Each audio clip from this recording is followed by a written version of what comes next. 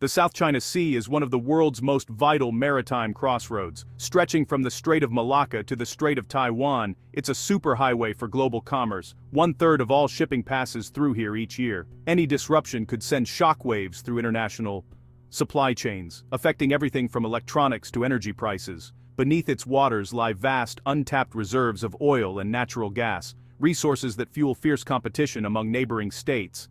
The sea is also a critical fishing ground, providing food and livelihoods for millions, but overfishing and destructive practices have put immense strain on these ecosystems. Competition for dwindling fish stocks has become another flashpoint, often pitting small fishermen against powerful fleets backed by their governments. For navies, the South China Sea offers access to key maritime choke points and the ability to project power across the Indo-Pacific. It's where the interests of regional powers and global superpowers intersect, and often clash. This mix of economic value, natural resources, and strategic significance makes the South China Sea one of the world's most complex and explosive geopolitical flashpoints. Here, national ambitions and international law collide. The stakes could not be higher. The South China Sea dispute is a tangled web of overlapping claims from at least 6 governments. The Philippines, Vietnam, Malaysia, and Brunei, all ASEAN members, claim parts of the Spratly Islands, citing history, proximity, and international law. Vietnam asserts sovereignty over both the Paracel and Spratly Islands, presenting historical documents as evidence. The Philippines bases its claim on proximity and its exclusive economic zone. Malaysia and Brunei focus on southern areas closest to their shores. Taiwan's claim mirrors China's, adding another layer of complexity, as it occupies Ituaba, the largest natural island in the Spratlys.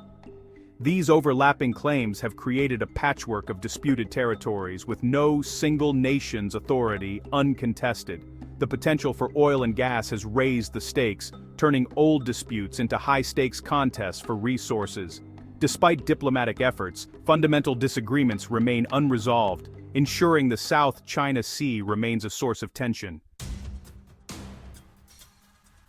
At the heart of the dispute is China's sweeping 9-dash line, claiming nearly 90% of the South China Sea.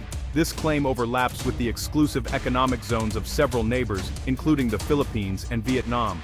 To enforce its claim, China launched a massive island-building campaign, transforming reefs into artificial islands in the Spratlys.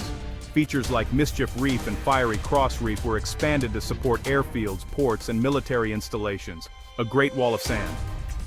These new islands are heavily militarized with runways, radar domes, and missile systems. China's bases now serve as forward operating platforms, projecting power deep into Southeast Asia. This militarization has dramatically altered the region's strategic landscape, challenging the operations of other countries, including the U.S. For smaller states like the Philippines and Vietnam, these fortified islands are a permanent challenge to their sovereignty. China has changed the facts on the water, creating a new reality that's hard to reverse. Tensions in the South China Sea have led to real and dangerous confrontations, especially between China and the Philippines. Filipino fishermen face harassment from Chinese Coast Guard vessels at traditional fishing grounds like Scarborough Shoal, losing access to their livelihoods. China uses gray zone tactics, coercive actions just short of war, deploying its Coast Guard and maritime militia to assert control. Incidents include ramming and sinking Vietnamese and Filipino fishing boats, and using water cannons to block Philippine resupply missions. In 2023, a Chinese Coast Guard ship aimed a military-grade laser at a Philippine vessel, causing temporary blindness among the crew. These aggressive but non-lethal tactics are designed to intimidate and force smaller states to back down without triggering open conflict.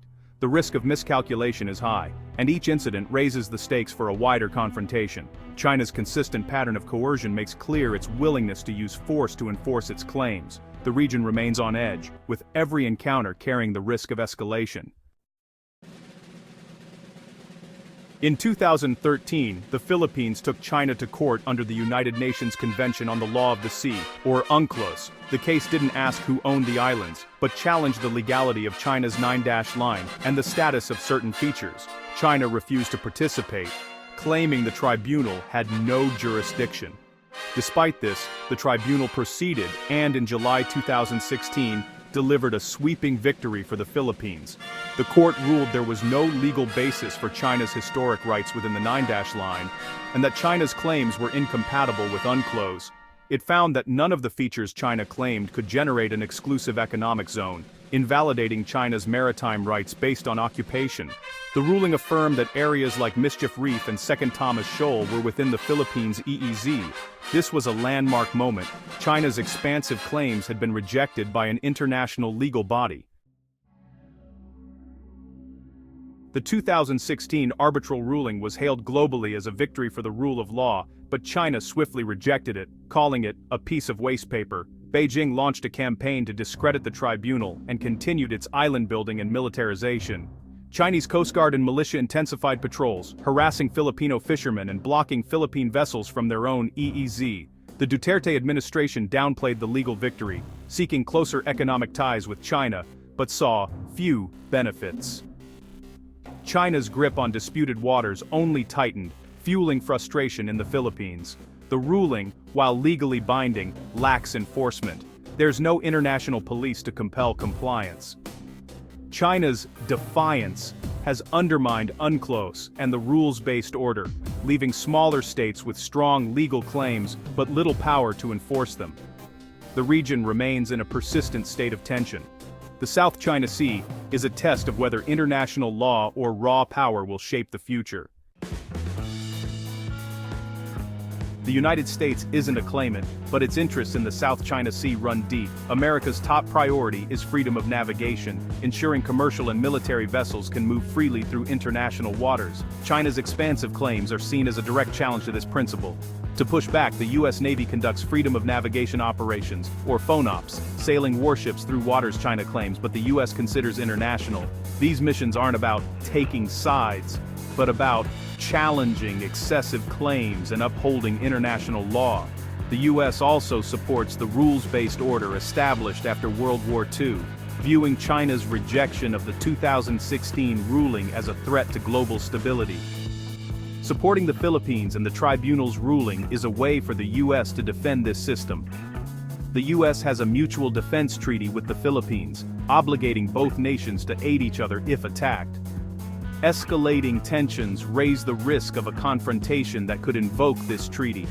For the U.S., stability in the South China Sea is both a matter of principle and a critical security interest.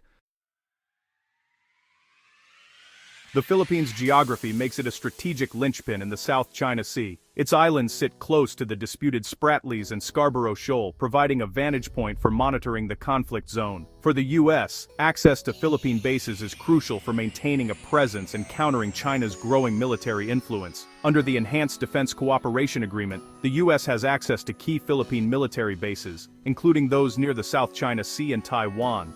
The reopening and expansion of these bases allow U.S. forces to respond quickly to crises and deter aggression. This presence complicates China's calculations, raising the cost of any hostile action against the Philippines. The alliance bolsters Philippine security and regional stability, discouraging aggression. The Philippines stands on the front line of a global power struggle, its decisions shaping the Indo-Pacific balance. By reaffirming its alliance with the U.S., the Philippines plays a central role in counterbalancing China and upholding a free maritime order. For the Philippines, the crisis is an existential challenge, making its partnership with the U.S. more critical than ever.